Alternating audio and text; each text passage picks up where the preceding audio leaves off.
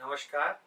मैं doctor Sudhir Kumar, chest super specialist, Ramakrishna chest hospital Patna का director हूँ।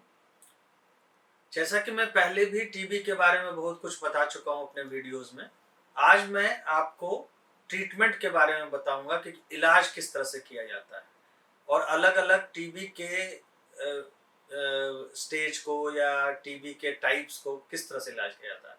तो देखिए, सामान्य टीबी जो है उसका इलाज सबसे सरल है।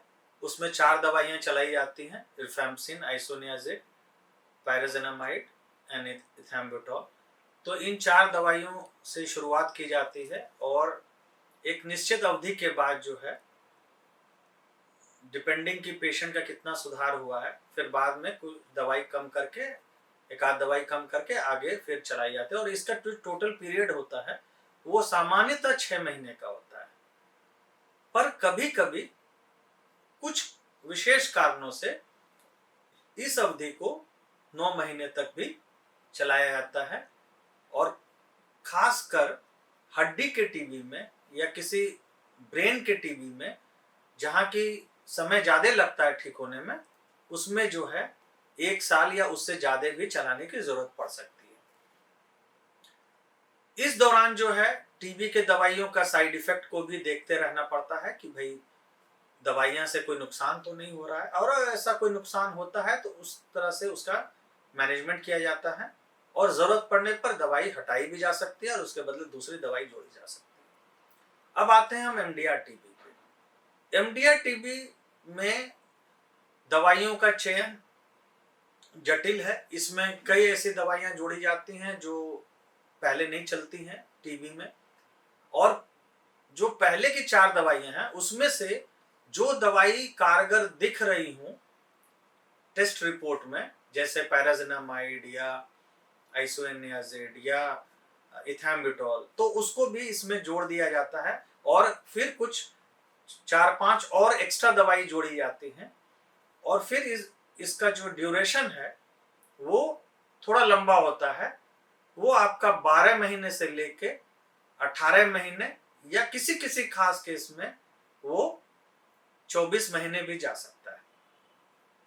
इतने दिनों का ये ड्यूरेशन होता है। ये सब इस बात पर डिपेंड करता है कि किस तरह की दवाइयाँ चूज़ की गई हैं, और इसके अलावा जो है इसके साइड इफ़ेक्ट्स होते हैं, तो इसके साइड इफ़ेक्ट्स भी जो है वो मॉनिटर करने होते हैं। इसलिए मरीज को हर महीने आना ज़रूरी होता है, जहाँ तक संभव हो, ताकि वो डॉक्टर देख सके कि कौन-सा साइड इफ़ेक्ट उसको डेवलप कर रहा है, और उस साइड इफ़ेक्ट का इलाज संभव है तो वो इलाज किया जाता है, और अगर वो संभव नहीं हो पा रहा है तो मजबूरी में दवाई बदलनी पड़ती है, फिर कोई उसके बदले कोई दूसरी दवाई देनी पड़ती है।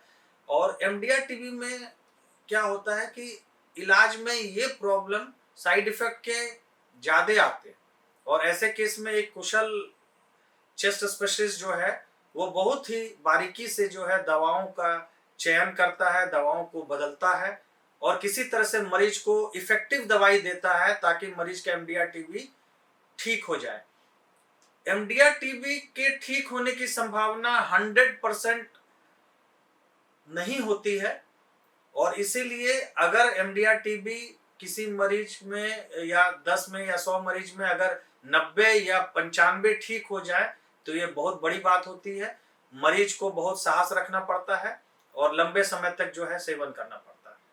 यही बात एक्सडीआर टीबी पे भी लागू होती है। इसमें भी वो दवाइयाँ चलाई जाती हैं जो एमडीआर टीबी में के लिए रिजर्व रहती है, मतलब एमडीआर टीबी में नहीं यूज होता है, और ऐसे मरीजों का इलाज कम से कम जो है 24 महीनों का होता है, और ना सिर्फ खर्च में बल्कि इसके साइड इफेक्ट्स में भी ज़्यादा होते हैं, और इस तरह के मरीजों का इलाज भी 100% संभव नहीं होता है कि हर मरीज ठीक हो जाए, इसके बावजूद कि मरीज ने सारी दवाइयाँ सही समय पे ली हो।